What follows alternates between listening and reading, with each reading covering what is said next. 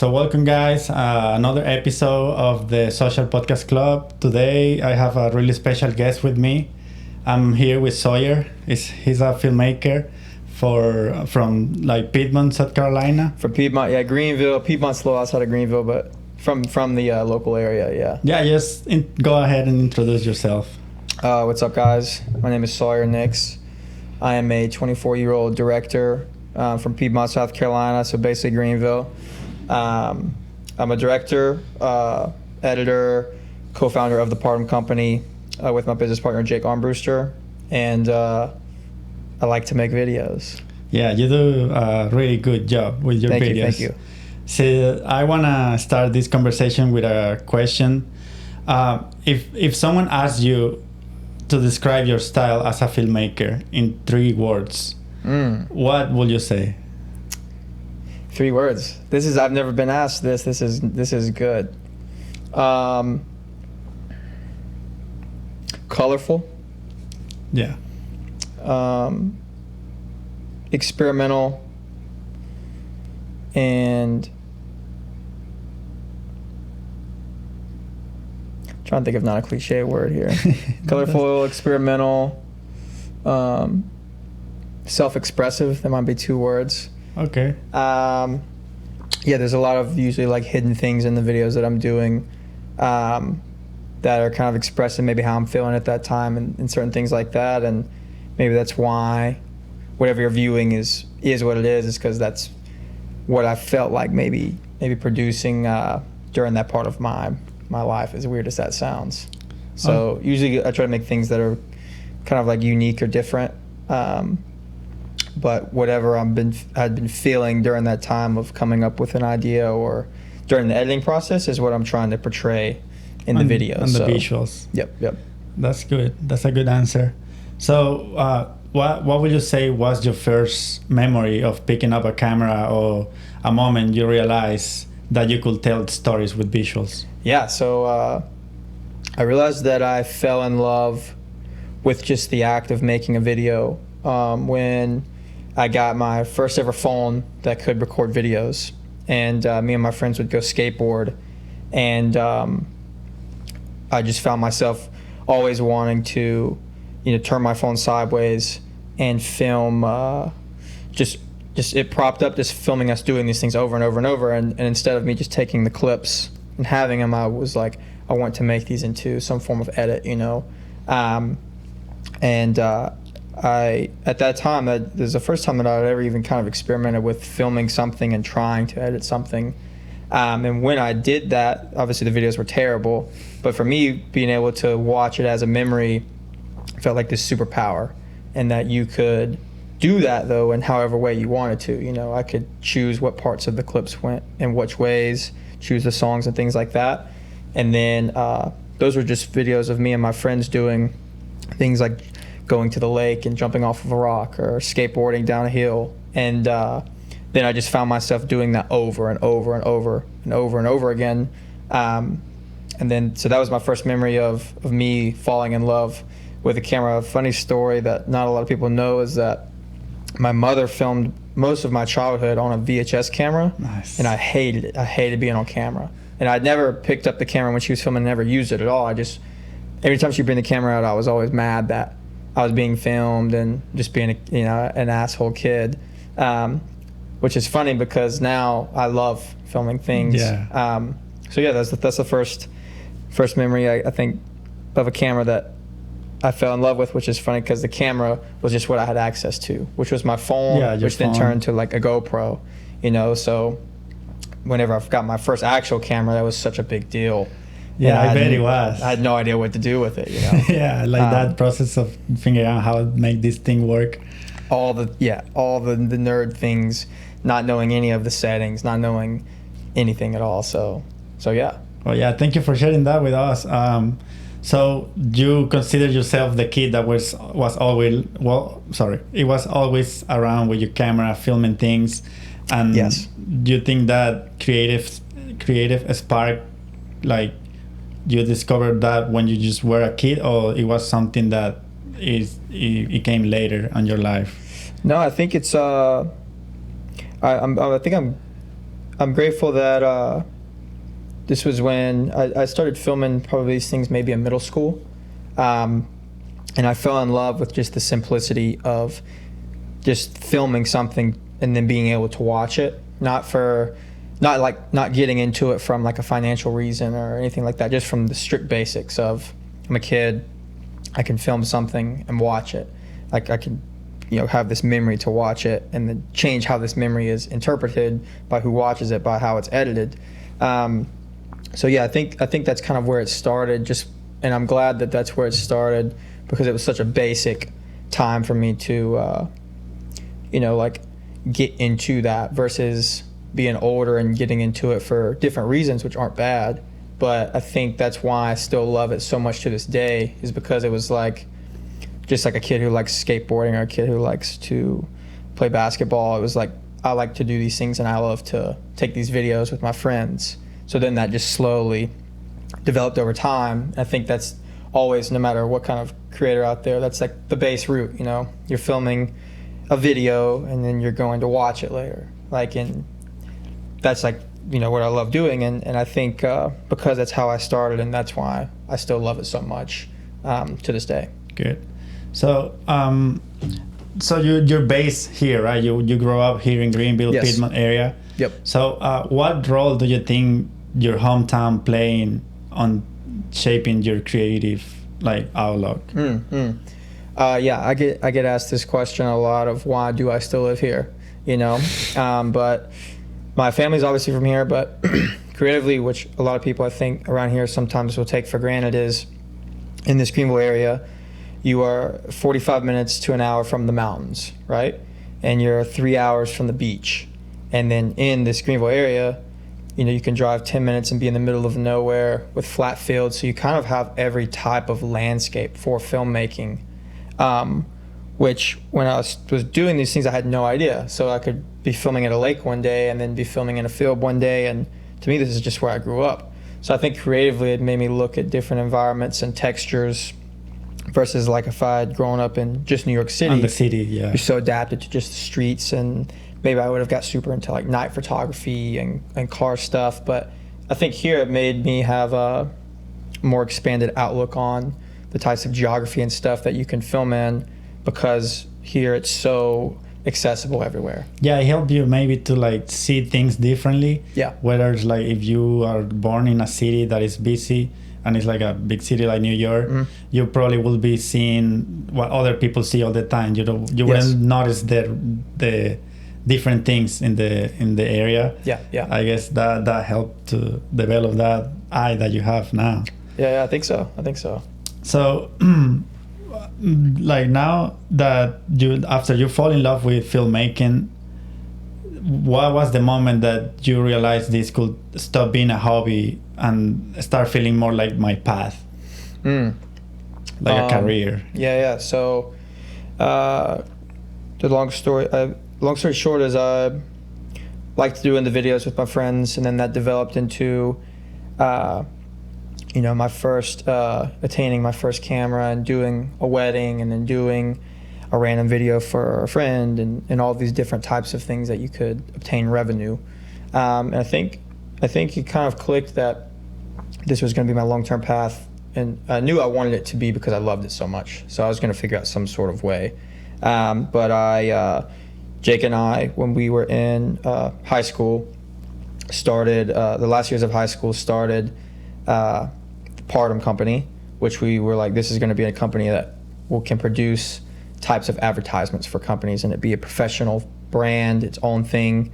It's my mind and your mind combined with a new look that does resonate us, that feels professional. And this is what we want to bring these types of advertisements through. So we started the company during our last year of high school, and then when we were we did 1 year of school, and we were busy with work during that time, and it was basically I had to choose between continuing school and losing clients, or dropping out of school and working, Going full time. Because when we were in school, I would go to class, and then the next day I would go get on a plane and fly to California and film a job and miss 4 days of class.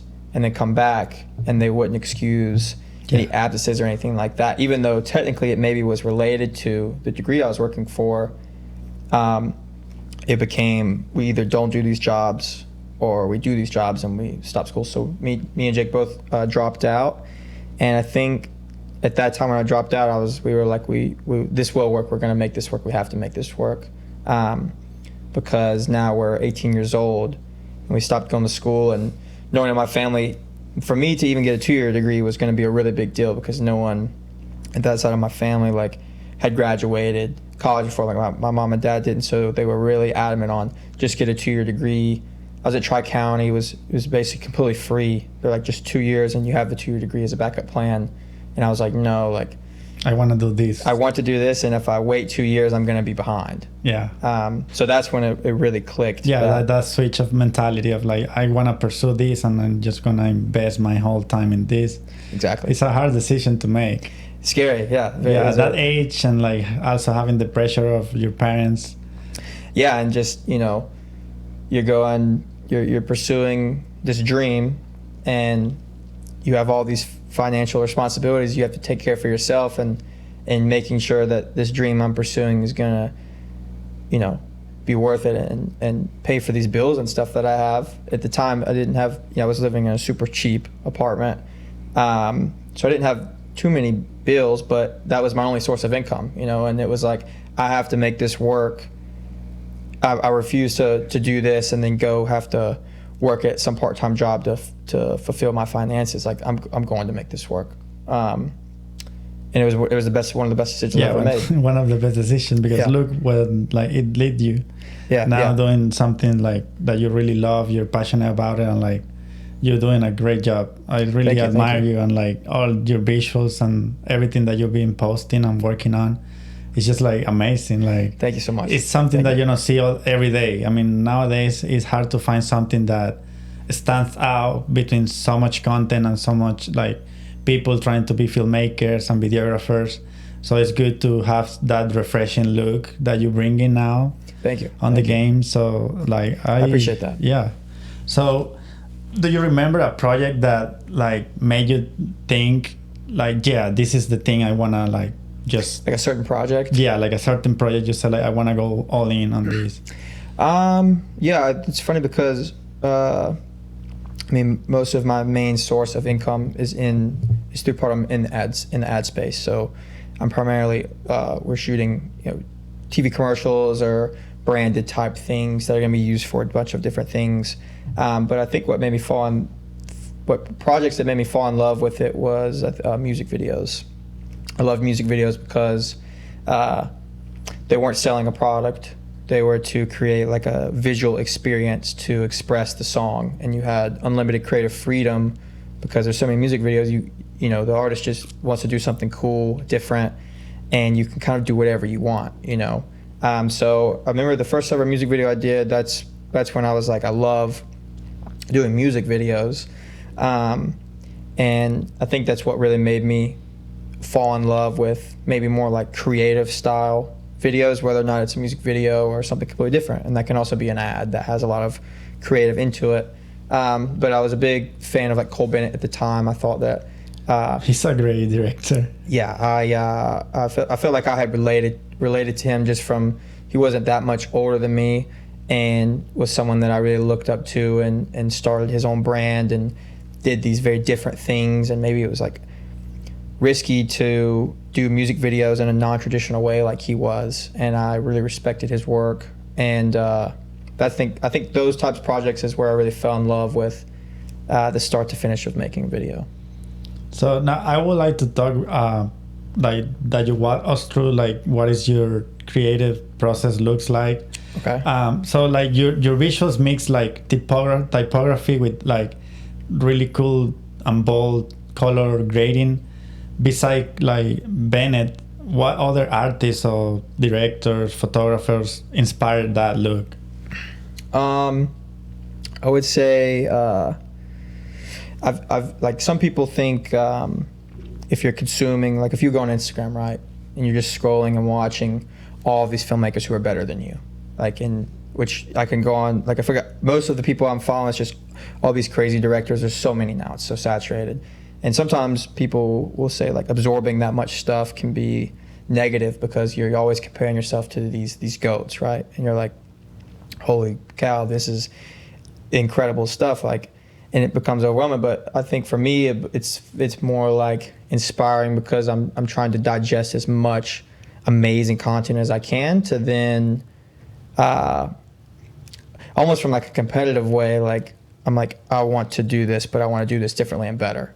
And they did this amazing, and like this maybe will inspire this idea that I want to do. So I think like a lot of my inspiration at an early age was like Cole Bennett and Casey Neistat, not necessarily from how the visuals looked, but the practicality of how he filmed things. You know, it was very run and gun. Yeah, he got the job done and was still cool, obviously, and like very niche and kind of experimental with how many different angles he would film himself doing a task and these overhead shots and then going through the city, and like it was very creative. And then Cole obviously has like, it was like watching this like experimental style on the screen, you know, and each video was so funky and different. So I think my style kind of just came from absorbing all different kinds of media, and sometimes not even necessarily videos, like art or things that just kind of inspire me, even like nature, for an example, like, and then trying to think of like, how do you do this differently? Because this industry now is the most saturated it's ever been, you know, and the access to a high quality camera is so easy. So you have a playing field of so many different people and everyone wants to just like follow a trend. So we have to figure out like what can set yourself apart from the thousands and thousands and thousands of different people, because they're everywhere. And now it's so easy, especially with AI now, for people to do AI masking and all these trends, which are awesome, which are cool. Because when I first started making videos and posting on Instagram, I was like, I just want to make this cool video. Like, I want to make this hype recap video. And it's been done so much to where like now I look at it from like a very like artistic feel, to where like I feel like I'm almost like making like a painting. And I want it to be timeless. Yeah, it's a way of art. I mean, like visuals and like music videos or any kind of art that involves photography, videography is itself like, now that we're in like technology like moment in history, that's the new Picasso. You know, you can like realize that like now all these videos could be the new Picasso, like Da Vinci, because you communicate emotions now with videos the same way paintings do it like time ago. Yeah, I like what you said about the emotions thing. I think, like I said earlier, like I really try to communicate raw feelings and emotions through what I'm making, and maybe I'm not telling the audience though specifically what that is, because I want them to interpret it however they want to. You know, like if you read a poem, you know, your teacher may say the poem means this, but you might think it means something else. You know, and neither one of them are right or wrong. It's kind of how you intake it. Yeah, it's open to interpretation. Exactly. That's like that thing. So how do you approach a project, like from like when the moment you have the idea to the execution moment? Like how you it's a process. So let's say I have a project. First things first is I'm gonna write a bunch of messy ideas in my notes on my phone that's for me maybe some of the most important, because I can interpret them. So I'll have to, like, I'll wake up in the middle of the night and then write something down because it might be gone. Like whether that's just like a shot idea or a certain random theme I want to try or something like that. It can be super weird, but I'll write it down. And then at that project at the time, like sometimes those ideas will be related to the project, right? So I'll have my notes of all these ideas for the video that I want to do, almost like a pre-pro, but messy. Yeah. And then typically the pre-pro process, which will go all in like a Milanote, right?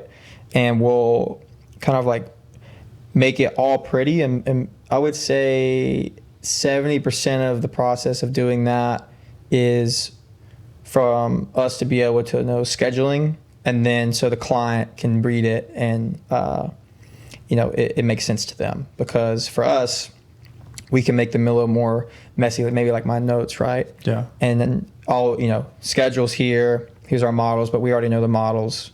Like the models don't need to be in my pre-pro because we know them, but for the client, they need to see. So usually it goes messy ideas on the notes to then like a note of scheduling, times, locations, the ideas and storyboarded out, all nice and neat and compact. With a rough storyboard, depending on if it's an ad, it's going to be a pretty precise storyboard with a little bit of wiggle room for flex on the shoot or in the edit. Music video, maybe it's going to be all these themes and shots we're doing that then we know like will be compiled into the edit, and the artist knows that as well, so it can be a little bit more hectic.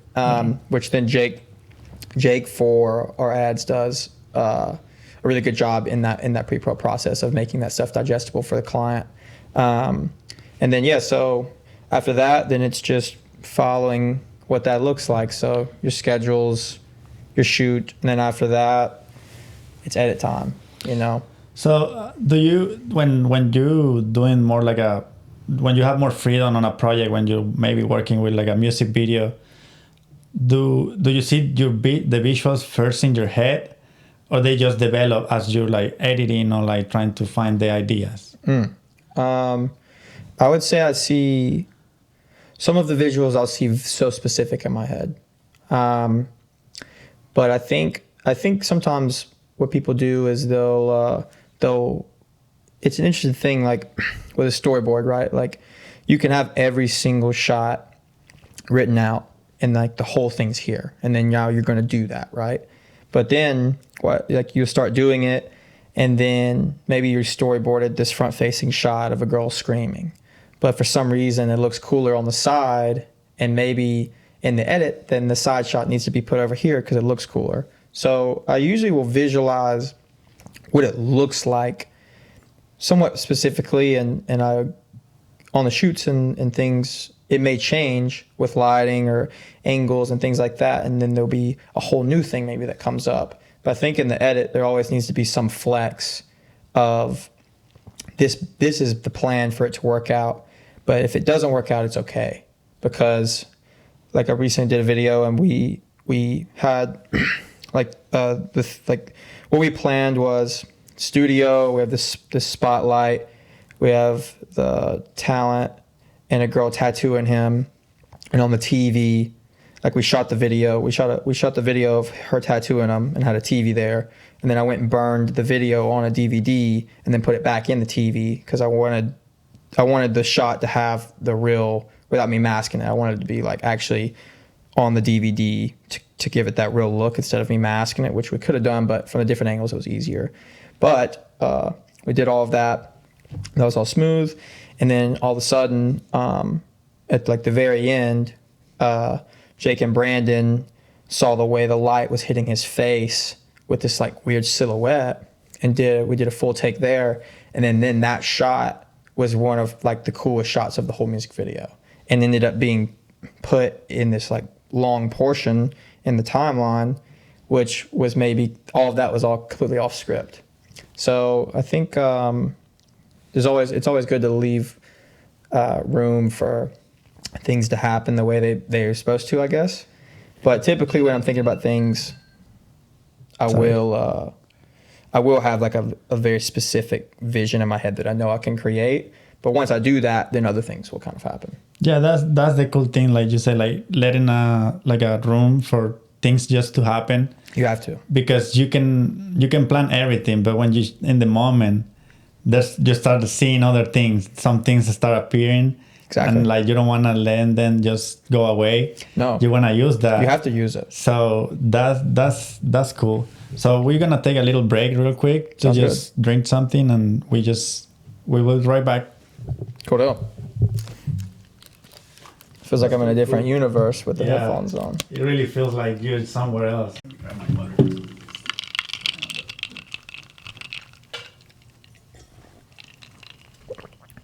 It's like an ASMR.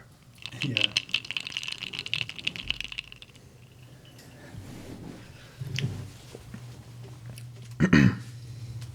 Okay, so we're back. We're back. Let's continue with the conversation. So, okay, we left on you. If you see the visuals on your head and then how you execute that. Do you see the visuals in your head? When I'm like trying to create something. Yeah. Yeah, Okay. I start like I try to do like a mood board, but sometimes also when I'm there, like I start seeing things that I didn't like notice before. Yeah. And then I just start like experimenting with that on the moment, and then I end up with like a result that I love. Exactly. So yeah. Now I want to ask you like how the collaboration with Trevor Spitta started. Yeah, Like okay. how did you and Trevor met? Yeah, it's a funny story. So, first off, my buddy Brandon put me on his music a long time ago. It's just like, hey, check out this guy's music. Because Brandon like went to school with his cousin or something like that. So then I just loved his music first off. And then I had DM'd him maybe 2018. I was just like, hey, what up, bro? Like, love your music. Let's work together someday. He was like, bet, for sure. And then, I mean, he's from Jersey, lives in LA. I'm in the South, obviously. So it kind of was just left at that. And then it was like, when we cross paths, we'll do something together. And then, like in 2024, I lived in San Diego for like a month. I went to San Diego for a month in like an Airbnb with some friends. And then when I went there, I was dropping a project at the time. My plan in San Diego was I'm going to, usually our more like slower month is in like January. So that's when I went in January. So I had a personal project I was dropping. I was finishing up the edit and dropping it. And then I wanted to film a music video. So I just wanted to film like one project, but like put a lot of thought into it. And then I was like, hey, I'll be in San Diego. Like if you're trying to finally link up. That was the first time we ever met each other. He came to our place and we shot for like 2 days. We changed the song, I think like the day of the shoot.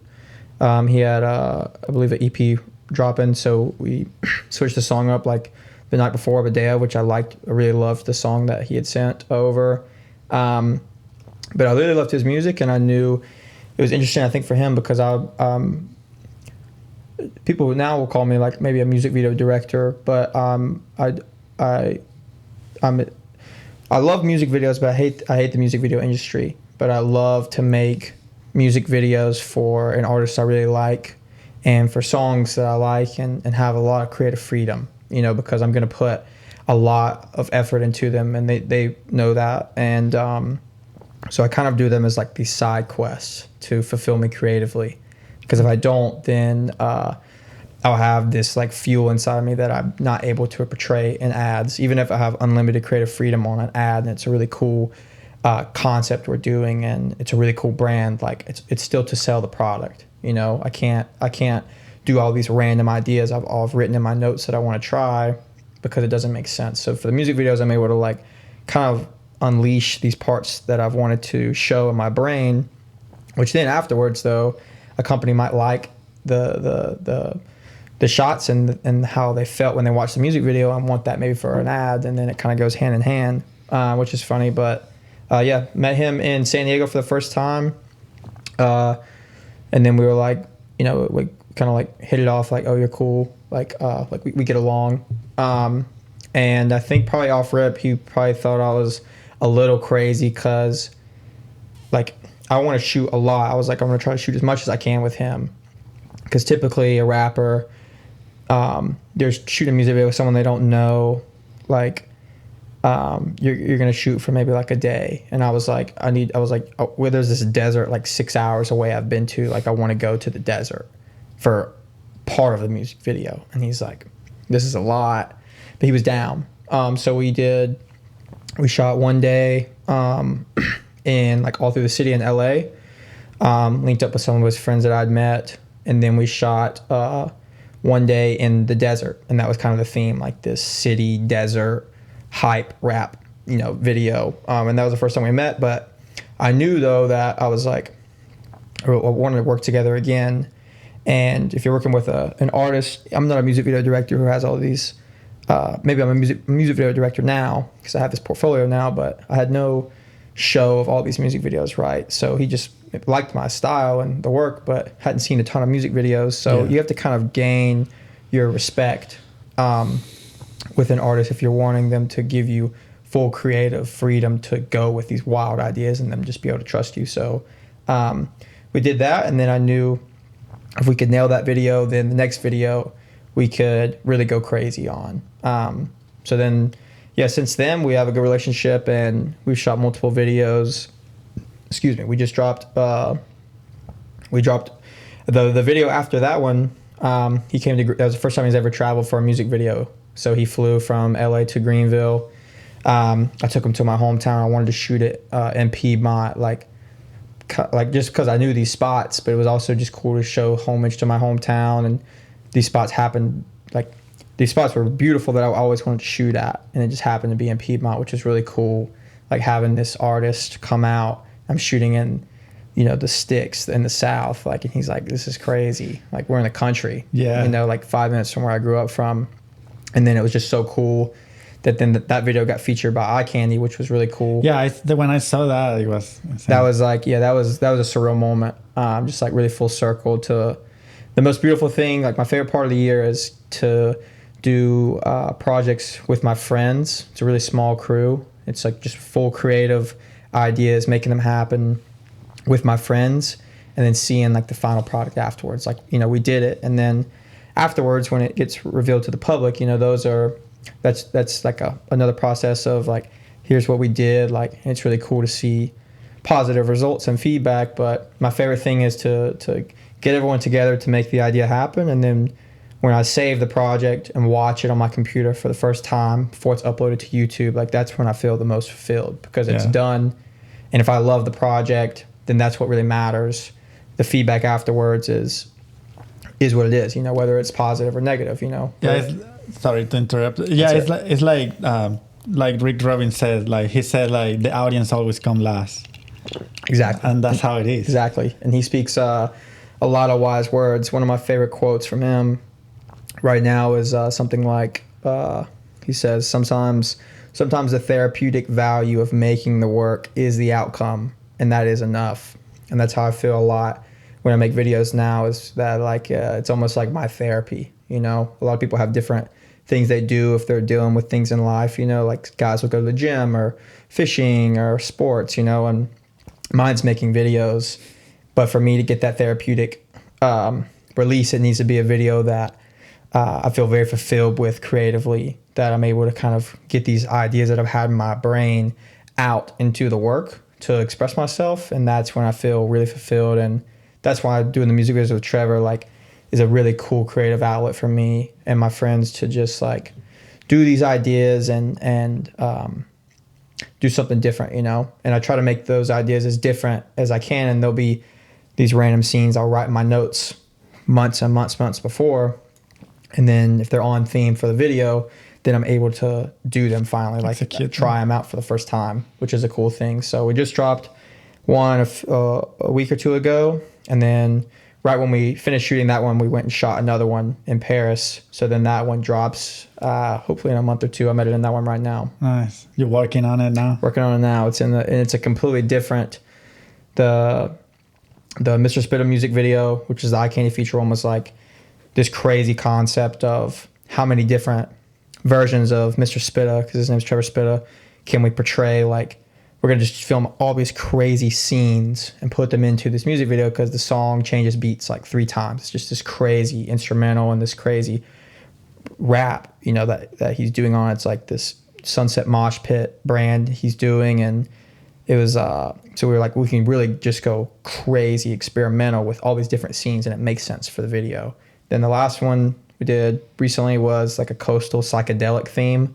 So beachy and then psychedelic with like lights and colors, and kind of like trippy, very kind of like 80s like. And then the Paris one is now like a whole I always want to do like a different vibe, like a whole different thing, because then I've like accomplished once I've made something, then I'm like, okay, check. Like now I want to do something completely different. I don't want to box myself into like, there's always consistencies with like a director and like a feel, but when I do a project, I want to now do like a different thing and like for myself to express different ideas and also just to make sure, I'm not boxed into just this one thing, like I did a coastal psychedelic music video, which has lots of similar looks and themes. If someone watched that, they'd be like, I bet that might be the same guy that directed the last one, because there's the text and the colors and things.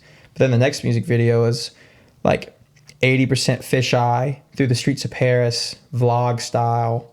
And it's almost like a vlog hype video. It's very different. It's like we're in a club and then we're in front of the Eiffel Tower, and it's kind of like this whole different theme. It's more pacing than like these crazy effects and these things. It was very run and gun because we needed to be practical with how we were walking through the streets and things like that. So that's the next project coming out, which should be a whole different vibe than the other ones, which I'm excited to watch that now that you talk about it. So what's the dynamic with Trevor is like when you're like working on a project? How do you build ideas out of each other? Yeah, so he's an interesting artist because he is a very, very, very creative person. I think if he didn't do music, he could be a director, and not saying that he's not a director now. He likes to definitely like have input on ideas and stuff. But the process usually is, first it's all based off of the song, so certain songs have different feelings, different lyrics that maybe resonate with a scene that maybe needs to happen there. So usually now it's him sending new songs to the group chat, and just getting our thoughts on the songs and stuff like that. And then if it's about, if it's that time of the year or that time where, it's like, hey, we might shoot something soon, then fortunately it's kind of like I think I've gained enough mutual respect to where if I really, really wanted to shoot a song, he's like, okay, like you're feeling that type of way about the song. I do like this song, so like I'm down to shoot this song. And then the ideas will start to flow after that. And usually I'll like a certain song because I'm trying to portray maybe like some certain ideas that I've have because I feel a really good way about them with this song. Like the last music video was kind of like this rap poppy type song. So now I want to do kind of the opposite of that. Like now the Paris video is kind of like, it's still rap, but it's not like, it's kind of in between like pop rap and then like hardcore, like just like mosh pit, like intense rap. So now I'm like, did the last one, and then the Paris one's kind of like the in between. So now I'm like, I want to do a really hardcore one, which we've been waiting. We have this like a music video concept I've been wanting to do for the last like 2 years. So the next music video, I'm hoping to, we're trying to get the whole gang and we're going to shoot it internationally somewhere. I have like a really wild concept, but that song will need to be like a really intense song. But yeah, I know that was a lot of gibberish maybe, but all in all, it kind of goes with how the song makes you feel and what the visual obviously needs to go hand in hand with the song. And what's beautiful is if you have an amazing music video and an amazing song, they're supposed to both feed off of each other. So if you're listening to the song for the first time, you're hearing the vibe and beat and the lyrics, and then you're watching these visuals that are supposed to uplift that song, vice versa. You're watching the visuals and you're like, wow, this song goes so good with this part, the cuts and stuff like that. So it's usually based off of that vibe and the feel of what the song is. That's good. I see that you like really involve yourself 100% on the creative process when you're working on like music videos, especially. Like you really put your 100%. And I'll go. All my gas will get put into them, like more than a lot of people will know.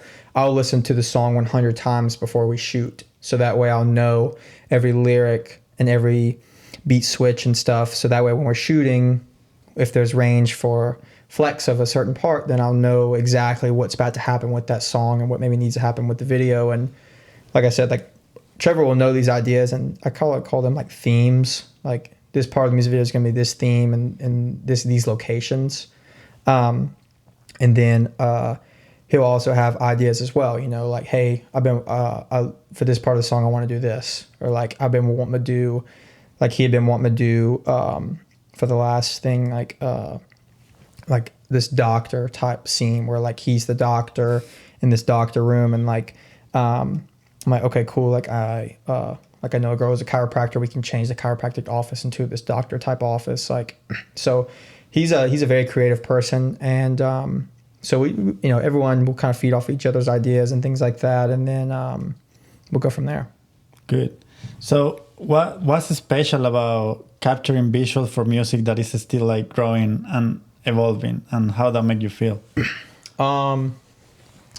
Yeah, I think it's there's a lot of controversy nowadays about, are music videos dying? You know, are they needed? Talks with like, you know, do you need maybe a music video if you can have an AI visualizer? You know, and I think it all kind of goes back to like the art form of what the music video is, and what the brand of the artist. You know, like Trevor is an artist who is kind of known for always having like these very in-depth and kind of heavily produced music videos, which sets you apart from maybe his competitors or other artists, you know, like who's forming this brand. So I think they're really important, especially for the brand of an artist, to be consistent. Like if you talk about like an A$AP Rocky, like A$AP Rocky has some of the best, most creative music videos out of most rappers. Yeah. And they're always so unique and different, and you see things you've never seen before. So if A$AP Rocky says he's dropping a music video, you know it's going to be crazy, and you know that might set trends, you know, and inspire all these other creators and things like that. And it also adds so much value to the song. People might go watch an A$AP Rocky music video and not even know the song. Now they're obviously going to know the song most of the time, but like I think it's really important just to like display the art form of having this visualizer with a beautiful song. Like, I mean, that's the whole point of it, you know, because they could just drop the song if they wanted to. But if you're going to do a music video, in my opinion, like you might as well make it amazing. You might as well, like, I can't do a music video. I couldn't shoot for like one day and know the footage is cool. And then in my head, no, if we had 3 more days and these other scenes, like it would be beautiful. Like I would need it to be to the max to where I'm like fully fulfilled just from the art form of it, you know, because then I think that it uplifts the song, and the quality of the video is where it needs to be as well, and then they both go hand in hand. Yeah, it complement each other. Exactly. That's how it is. So now that we already talked a little bit about like your collaboration with Trevor, I would like us to talk a little bit about the Partum Company. Mm-hmm. So tell me about that. Like what inspired you to create it? What was like the first thought? Yeah. So it basically the Partum Company was created by Jake and I at a time where making videos for brands or small brands was new to, let's just say, Instagram. You know, that was like a thing where it was a kind of a perfect timing to where maybe Instagram even released videos that you could even post a video on Instagram, you know, and if you're a company, you're going to want this maybe produced video to have like, hey, I'm a company and I just made a video, like, which is a newer thing for social media. And this video now for social media can also be repurposed for my website, you know, and these shots from this 30-second, you know, social media ad, which I don't even think you could run ad spin. It was just like, here's a post, like a barbershop's going to post a video sideways for like the first time or vertical. And they're going to take that video and use it for their website as well. And now you can take these clips that you've already filmed and now you have like quality upgraded social media content versus just iPhone photos and things like that. So we created Partum at a time where that was a new need, I think, to where like the revenue, we knew that we could maybe get these retainers with these small businesses where that's a newer thing that's happening and it's not as saturated as it is now, where you could take on these retainers with small businesses and create visuals for them repetitively, like every month. Like we're going to go in for 3 days out of the month and do 3 different videos, and there'll all be themes for what the barbershops or the clothing company or the beverage company is needing. Like there's new flavors or there's new discounts or offers, you know. But all in all, it was like, hey, this is like an ad type service, I guess, or branding, you know. So yeah, the Partum Company was started with kind of that in mind, to create quality advertisements that helped sell certain avenues or things of the business, and kind of create like a feeling of here's what our business is without maybe a voiceover. Like we can show these shots and these things and maybe not even text, and you know what our business does. And when we started the Partum Company, we were young, and so we started the Partum Company, and Jake, I think, had cold called like 30. He emailed like 30 small local businesses like, hey, can we make a video for you for free? You can use the video however you want, as long as we're like good to take this video and use it to put on our portfolio and help promote ourselves, because the next client has no idea that we did that video for free, you know? So I basically started with that. Our first retainer was with a barber shop, and then we started doing some work for one of our friends, Neil, who owns a business called Discommon. And then from there, we were young. We dropped out of school. There wasn't a ton of people our age in the area doing that at that time versus now, to where our only goal was let's stack up as many videos as we can and all these different things just to have a portfolio that was diverse. So we were doing everything from traveling to New York or LA doing automotive branding videos like a car club or things like that, to then doing beverage videos that were going to be an ad of, and it's all like fish tank, like product dropping in the fish tank slow-mo, like with the fruit. And then here's a clothing company, and so we're going to do this lifestyle stuff. A lot of it was lifestyle focused versus boxing into like maybe just studio work, or like we wanted to show the product or the company like in the real life, you know. So like if someone got a haircut, what's their life look like before the barbershop and after the barbershop, not just getting the haircut, you know. So that really developed into us exploring a lot of different types of companies and ads and styles of advertisements, from studio work to a can spinning on a wheel for Amazon, just for Amazon videos of cups, you know, like some cool stuff, some boring stuff. So we kind of did so many different things, recaps, a concert recap, an event recap, and then all of those things were very beneficial to explore like the process of the jobs, how they're different, what the outcome needs to be. Those are different types of clients, you know. So we did a lot of different types of things, and then over the years now, the quality of the videos has gone up, and the way that the content can be used, to where now we're where we maybe dream to be in, which is like, hey, we have a budget and we're going to shoot a video specifically to be ran on TV with ad, like for like a real ad, you know? And then obviously that TV spot will then get repurposed for anything on the website or anything social media. And then maybe they're going to run a 30-second ad spot and then a 15-second ad spot and target it in different areas of the U.S. and stuff like that. But all in all, it was like we wanted to be, I think, like the producing the advertisements that where we're at now, which it all started with small businesses and then medium businesses and then larger businesses, and then that kind of can go up and up to where now you're doing large ad spots for big companies. And do you want to stay in the ad world, or do we want to have that going and explore like short films or movies? Because at the end of the day, Jake and I want to direct like a movie, like a really big movie, and be you know, kind of shifting our mindset into long form things. I think like I love videos so much to where like if you want to be like the best of a director, I think you could be the biggest music video director directing stuff for a Kendrick and stuff like that, and you're the biggest music video director. And you could be the biggest ad spot director doing stuff for a Coca-Cola or a Nike and a Super Bowl commercial. But the only thing that's bigger than that is directing a movie. Like going to the movie theater or going on Netflix and watching a movie that's an hour and a half long or 2 hours long. That's like spent a year's worth of filming. And that, I think, is like that'd be the most fulfilling thing ever. So that's kind of like the track that we want to go to. We did small business stuff or doing medium business stuff to large business stuff. And maybe one day we'll have a Super Bowl ad and stuff like that. But I think from the long run, it's like shifting into like long form movie-like stuff and still doing the ad stuff and still keeping that going. But that's kind of what I want to do full time. That's good. I think that's like a nice mindset that you have for that company, because not too many marketing companies or advertisement companies have that mindset, or they don't approach jobs like that.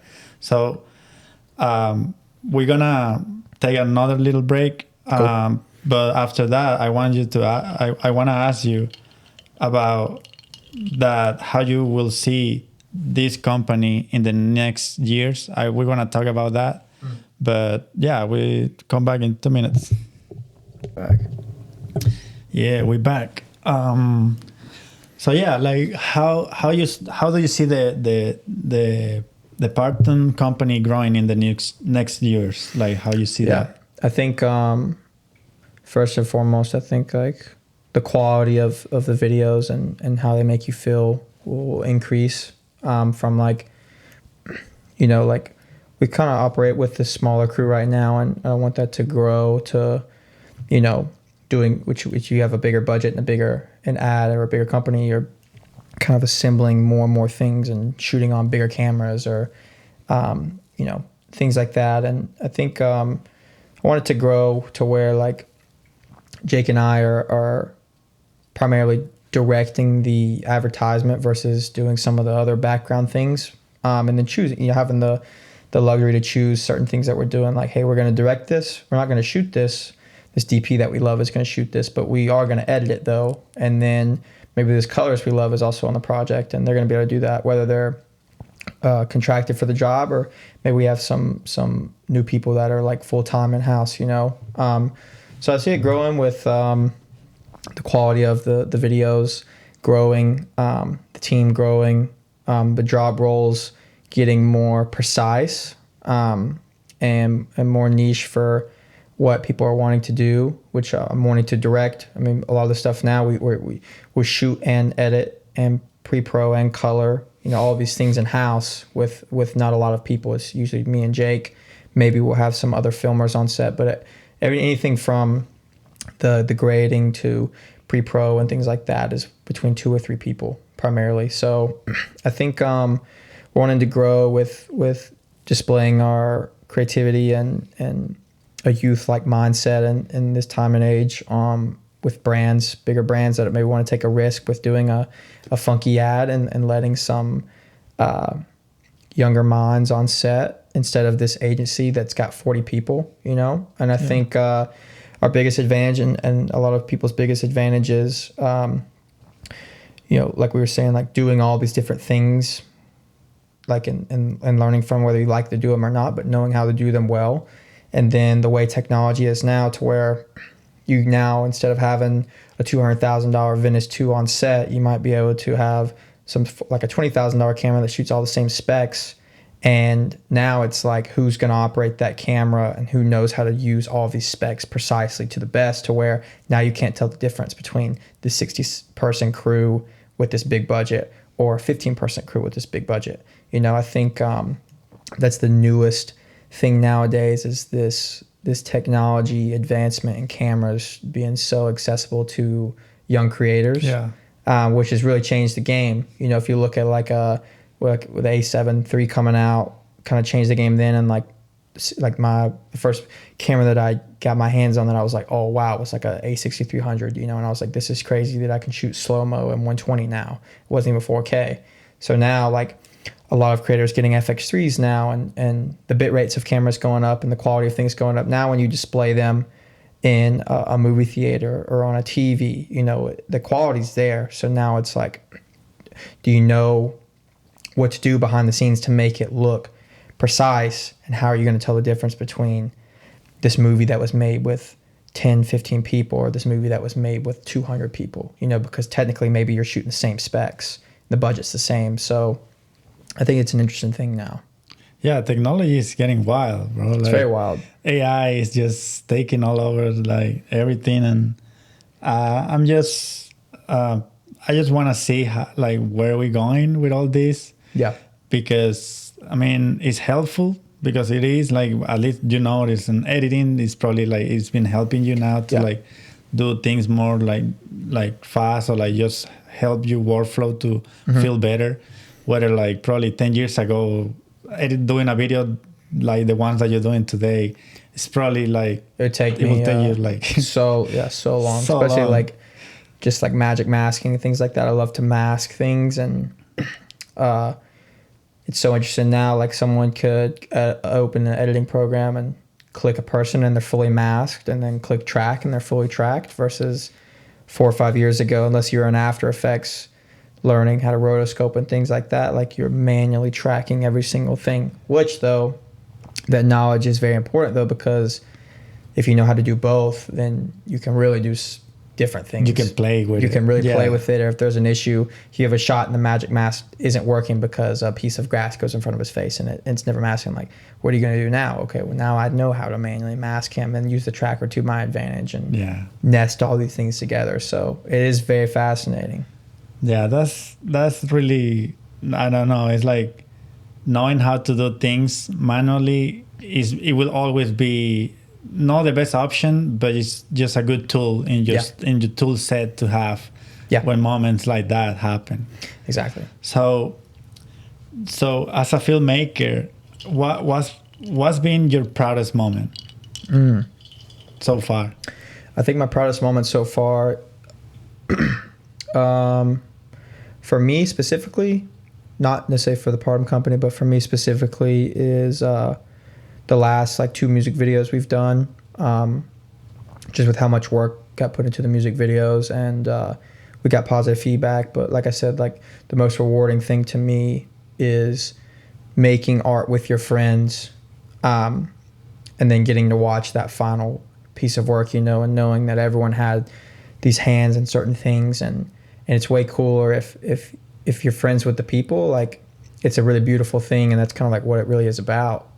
So I felt super fulfilled making the last like 2 projects that happened to be music videos with my friends, because obviously it's a music video, it's a different creative outlook on the project that you can have, and it's almost like sell like this feeling and this visual like experience versus buying the product afterwards, you know, in the advertisement space. So I felt super proud and stuff of what we've been able to accomplish in the last 2 music videos, just from the quality of work, you know, watching something that if I was a kid, I dreamed of making something like that. And that just goes with so much time put into the work and learning over the years, and really obsessing over the art of filmmaking and being able to trust yourself in certain situations, to know that then the outcome will look like that, you know, when you're editing this thing that you knew would happen and now you're doing it. Like, there's a shot in the last video where it's just one tripod shot of Trevor buried in the sand with his head. And then we did a take, and then we did 5 different, it's still the same shot, just 5 shots of him looking around. And we were like, we're going to turn his heads into like 60. And just knowing that then I can go and do that is like a crazy feeling, to like anything in our brains that we're thinking, now you've been able to, over the years, obtain the knowledge to make them, not have to sit there and look up a YouTube tutorial, or like as soon as it's there, then you can actually like make it. It might take time, but those things have been super rewarding, just to make things of that quality with your friends. And when you were a kid, you've always dreamed of even being able to do one of those scenes, you know, and then seeing it come to life is really cool. So yeah, that's been super rewarding, regardless of the positive outcomes or something going viral or something like that. You know, like that comes with the video if it's of a certain caliber, and obviously that happens for a reason. But like I said, like if you do it and then you sit there and you watch it and you're like, wow, like this is beautiful, like we really did this, like that's what's really rewarding. And if you're that confident in the work before it gets shown to other people, then obviously they will think the same thing. If I think something's crazy, I know that someone, when they watch this on their phone, is going to think it's crazy. So that's been super rewarding. Obviously for Partum, just growing and being able to do we've been shooting a lot more like TV advertisements lately, not social media stuff, not website banner stuff, not things in that realm, like things that are going to be, my dad might be on the couch and see a TV ad come up, which is super crazy to be able to finally kind of get into that space, which I think is super fun.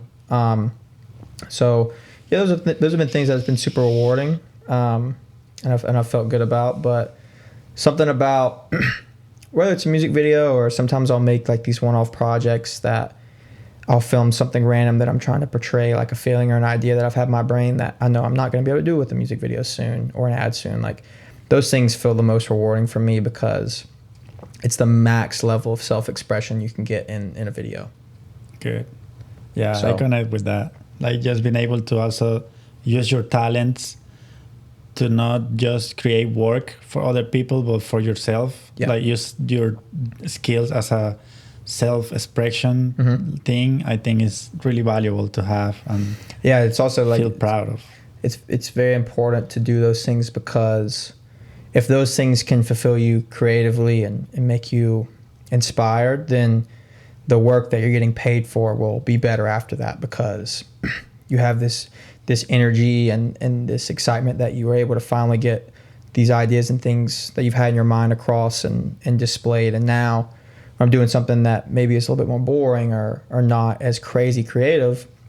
I don't have this like lack of creative energy that is sitting inside of me. I've been able to get that out and feel inspired. And you have to, I think it's really important for people to balance that out or else you'll get burnt out really fast. And the idea is maybe get less and less creative and less creative and you become more like robotic about it. And, you know, that's what you have to make sure that creativity in your mind is always going because that's what's going to stand you out from your competition. If you're doing an advertisement, stuff like it still needs to be different. And that's why they're hiring you, you know, but those ideas won't flow as much if you're not able to ever do anything for yourself.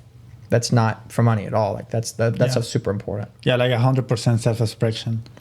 So now we're getting close to the end of the episode, and I would like you to I would like to ask you, what advice would you give to a young creative in a small town who dreams of directing?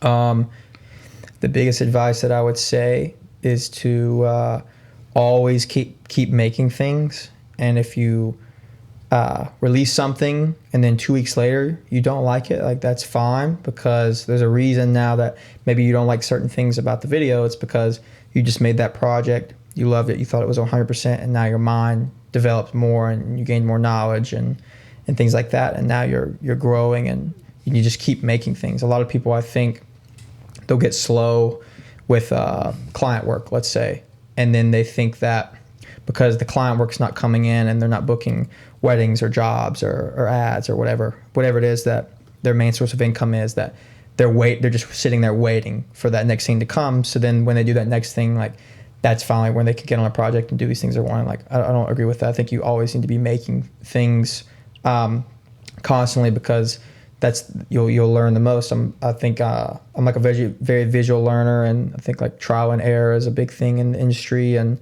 I think like what even now, like when I'm slow, like if our work is slow and we're not doing a bunch of ads, then that's when I'll go and try to do a music video. Or if I'm traveling somewhere, I'll have this idea or concept and I'm like, I need to make this in the meantime because I just have to keep making things all in all. So my biggest advice for creators is you don't have to get to a certain level or talent to then feel like you're worth enough to then finally make something to be portrayed by the audience. Like that doesn't matter no matter what camera you have or what editing software you have. Like my first videos were shot on an iPhone, edited in iMovie on my iPhone, you know, and then I got a GoPro, had no computer and had to figure out how to get the GoPro footage maybe to my iPhone, you know. Like I think just keep making things because that will keep you inspired and also display your talents.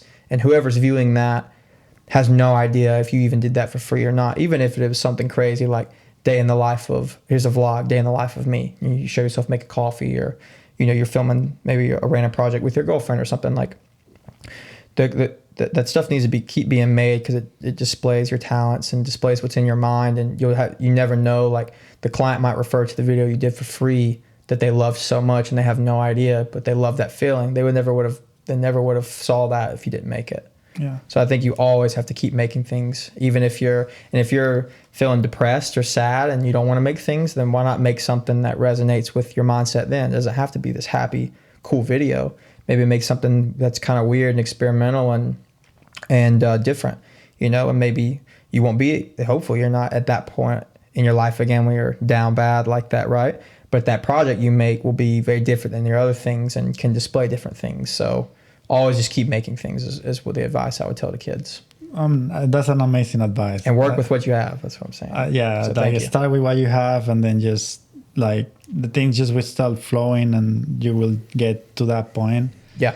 But yeah, like I agree totally on that. That you have to keep creating. You have to keep putting yourself out there, and just don't overthink too much, because that's the problem with creative. We tend to overthink, and that's fine. That's a normal like behave of someone that is trying to be into the creative field. But just don't overthink that much. Just go for it, and you will find the answers that you're looking for. And if you mess up, it's fine. Yeah, because then you'll learn how to not mess up again. Yeah. So one final question is that if you could go back to your younger self, just starting now, like 18 years old, okay, what would you tell him? Crazy. I would tell him that the journey is going to be scary, and that you're going to mess up a lot, but it will be worth it with the amount of effort you're going to put in. And something that I'm proud of myself since I was a kid is that I even if it was a video that I didn't love that I was doing, like it was I'm doing this video because my stomach just growled. I'm doing this video because it's a job, and the concept is okay. Like I don't love it. Like I don't want to post it. Like I still tried to make that video the best it could possibly be, and would stay the extra hours editing or whatever it is to make sure it was the best it could be.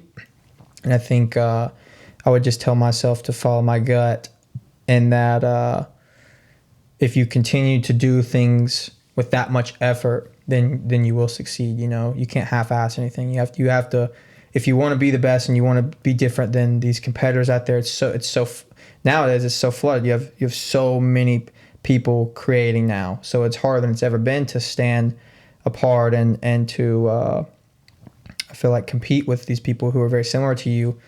And it's going to come down to like a work ethic thing, like how intense are you want to go on every single thing. And if you do it to the best of your ability, then after it's done, you'll have no regrets on the project, because you'll know that you couldn't put any more sauce or any more effort into that project. You gave it your 100%. It's like a sport. Like even if you lost the game, if you did as much as you could, it still sucks losing the game. But you know that for your part on the team, you tried as hard as you could, and you're gassed. You can't even walk after the game. You're so tired, but you put that effort in. But if you do that with the videos, it's the same thing. Like you can't half-ass anything. As cliche as that sounds, like but it's true. Like even it's like a music video, like me doing a music video, and maybe it's completely for free. It's like someone would say, "Why are you not getting paid?" And you just spent 15 hours all night editing a sequence. And I'm like, because that sequence has to be we all came together and we all filmed this, and it's a disservice to the final project and the final video unless this is made, So I would tell myself just to keep my head up. And I mean, a lot of creators won't necessarily talk about like the work-life balance of like, if you're a creative person and you're doing filmmaking for a living, like, and then you have fucked up things that happen to you in your personal life, or like, how do you balance that? Where maybe something bad is going on at home, and then you're supposed to go sit in front of a computer for 10 hours and edit a project. Like you don't want to.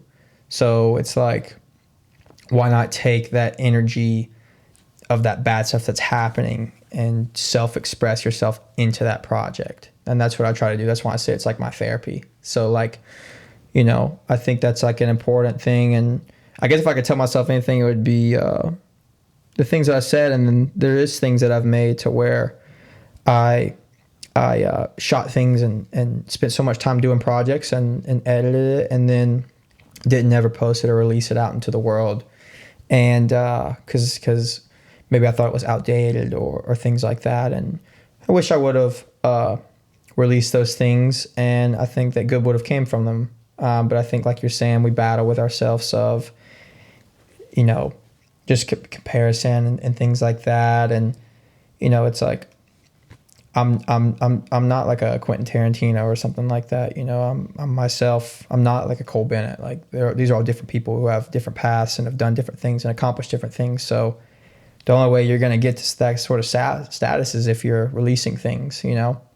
So if you spend a lot of time on a project and it never even gets to see the light of day, then maybe you felt fulfilled when when the project is done, but you have to display it somehow. You know? Yeah, you have to put the word out there. If not, like, I think you fail into yourself. Exactly. You just like cheating yourself with not posting that because you put so much effort into something, into connecting emotion into that project that you were working, and then just to get to what? To not post it. So Exactly. like that's an amazing advice.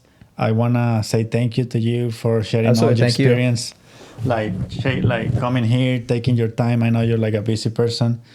I know a lot of people is gonna watch this and they're gonna learn a lot of what you say and what you share.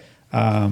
So yeah, I mean, thank you, like for real. Thank you. Thank you for watching. So everybody that was watching, remember to subscribe, comment, let us know what you think about this episode. I will make sure to post all the information of Sawyer on the description so you can go and follow his work. He's doing an amazing work right now with Thank you. like with Trevor Spitta. I've been listening to his music now, and I love it. In the car, Awesome. the bass goes hard on the car. No, he's a talented person for sure. So yeah, guys, make sure to go and check his work, check Trevor music, and see you on the next episode of the Social Podcast Club. Thank you. Thank you.